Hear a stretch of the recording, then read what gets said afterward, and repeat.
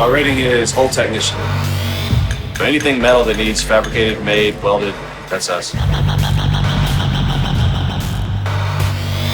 This is actually a steam cooler for our catapults. It's a steam-driven machine, and what it does is it helps us to launch airplanes off of a smaller deck. What the steam does is it charges up a piston and it shoots the plane and accelerates at 200 miles an hour and a couple hundred feet. We did a shift work on one of the catapults. Me and him crawled up behind a pipe. We had about that much space.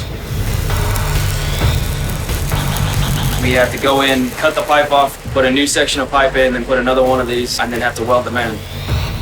We're like the ship's doctor. When it breaks, we stitch it up.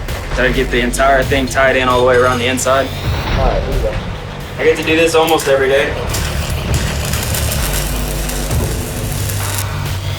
Life's simpler when you're out to sea because you don't have to worry about bills, you don't have to worry about traffic, you don't have to worry about a lot of the day-to-day stuff you do at home. Your job opportunities as an HT in the Navy and outside are endless in the world. Somebody needs something welded.